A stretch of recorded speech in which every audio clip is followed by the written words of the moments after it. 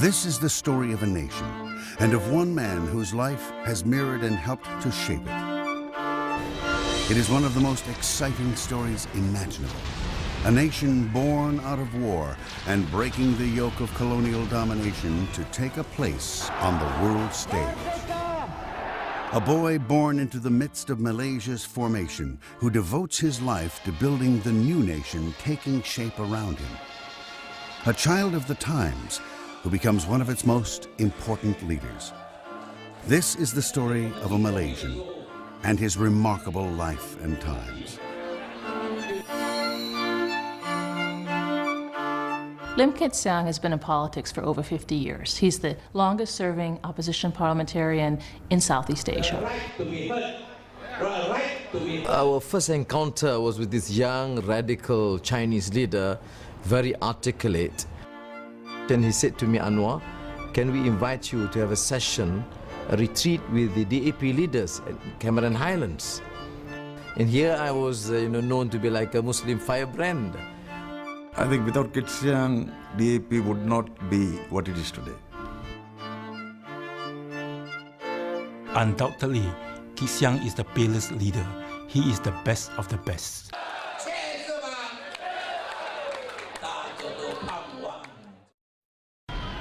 The opening stages of Malaysia's modern history were marked by political and social tumult. Before the emergency was scheduled to be decorated with the Order of the British Empire.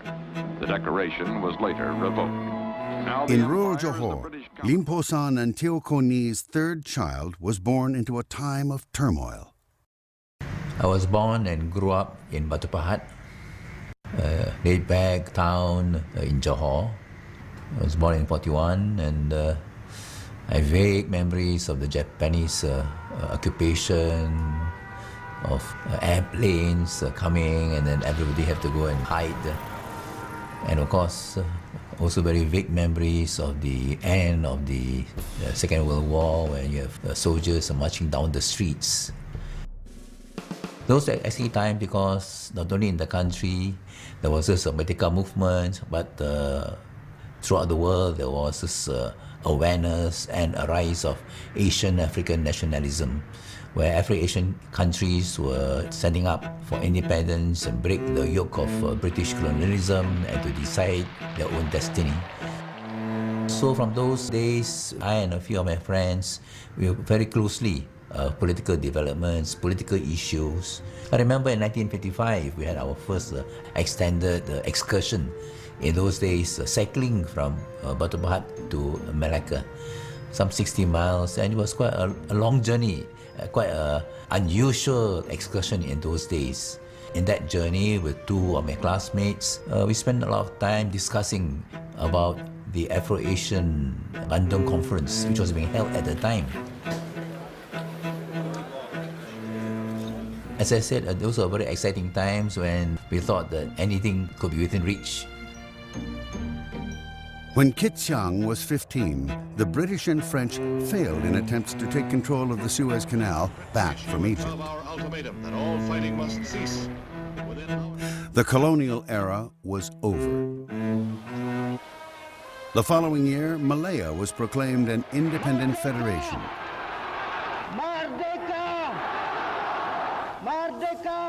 And the course of Lim Kit Siang's life was determined. And I still remember in Form 5, when we were waiting for our results, you had nothing to do. In those days, the only thing you can do was to roam the streets, cycling around. That is the lepak king in those days. I think on one of those occasions, we said that I did suggest, or probably, definitely not in the real seriousness, but in fun. Let's just go out to the world, and every one of us form a political party, and 10 years later we'll come back and exchange notes. The year was 1959. It was the year of Malaya's first general election.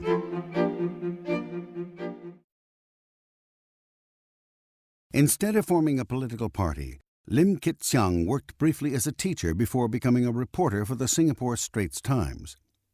In 1960, he married Nyo Yok Ti, a classmate he first met at night school. The couple welcomed their first son, Wan Eng. But fate would draw the young family onto the nation's volatile political stage. Those were also very turbulent days in Singapore. Kit Siang became Straits Times branch secretary for the Singapore National Union of Journalists, but clashed with his union leader when he tried to raise a number of issues. I was fairly new as a reporter, but also as a young, newly elected secretary of the branch. So I remember one morning I went up to him because we were working in the same office, sharing the same work table, and gave him a letter about these complaints. He opened the letter, looked at it, looked at me, tore it and tore it up. Probably thinking, how can such a young chap have the temerity to come and make such a protest letter to him? And that, of course, aroused my indignation and my sense of the need to put right such injustices, to be treated with such contempt. At just 22 years of age, Lim Kit Siang was elected to lead the National Union of Journalists. The unexpected role would prove to be a sign of things to come. With 2 daughters joining his family, the young father moved to become a reporter for Radio TV Singapore. He watched the birth of the new nation of Malaysia, and he watched the new nation's first general election in 1964, in which Devan Nair won the seat of Bangsar for Singapore's People's Action Party. But the political drama was about to take a twist. I was in Parliament on that morning, and saw the announcement by the Prime Minister Tun Abdul Rahman on the decision for the separation of Singapore from Malaysia because it requires a constitution amendment. Devan Nair was suddenly the PAP's only MP in the Malaysian Parliament.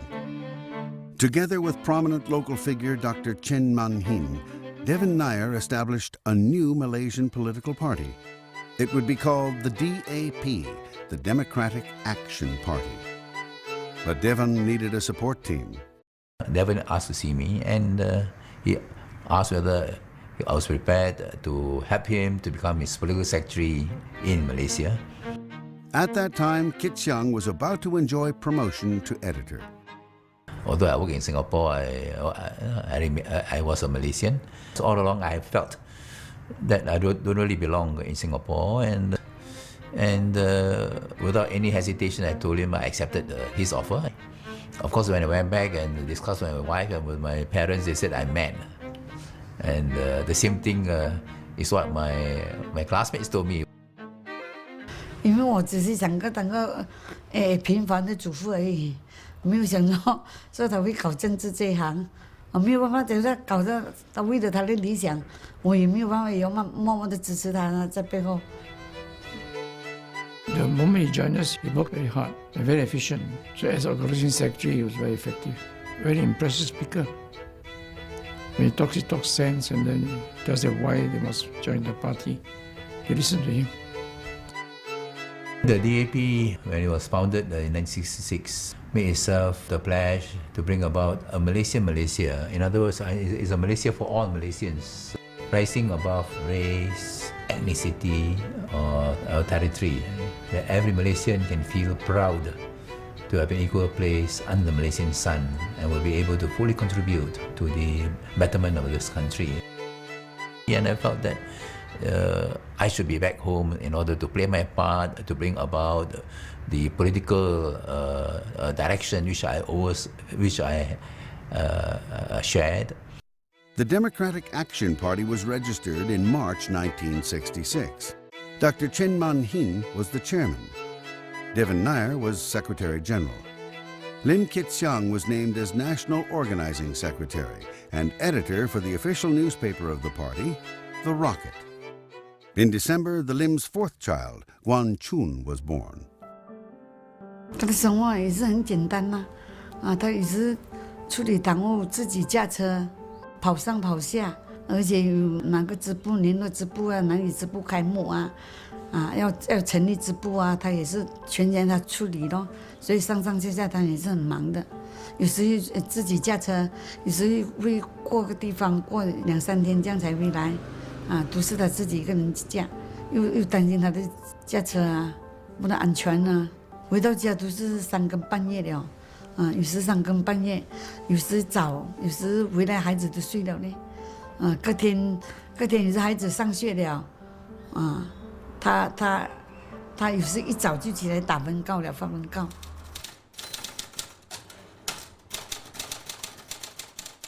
There was a lot of a reservoir of support, but to get them to be involved, to come out, to be members, to be open public standard bearers, it's very difficult because there's that fear, there is that fear that they would be victimized because of the overall political climate at that time.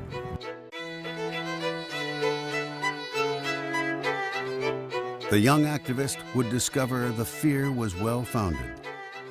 In the lead up to the 1969 election, he immediately made his debut as the public face of DAP in a great cultural debate with another opposition party, Gerakan, led by Professor Nagid Alatas. The debate brought him wide recognition, and in the third general election in May 1969, the political novice successfully challenged for a seat in parliament. In 1969, I make a mark and in offering to the people of Malacca that they should support a party and an MP who is prepared to speak up for them on the vision of a fair and a just Malaysia, a Malaysian Malaysia. It was the first general election the DAP had entered. The party won 13 parliamentary and 31 state assembly seats, securing almost 12% of votes cast. The party's successes shocked even its strongest supporters. But celebrations were short-lived. Racial tensions flared. 3 days after the election, there were riots in Kuala Lumpur. The government imposed emergency rule, and opposition leaders were arrested.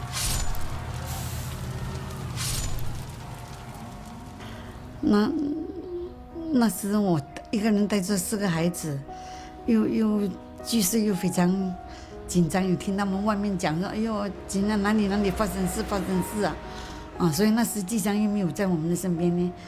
I've already agreed to fly over to Kota Kinabalu to help the campaign of the independent candidates because the elections for the Sabah and Sarawak were to be held 2 weeks later.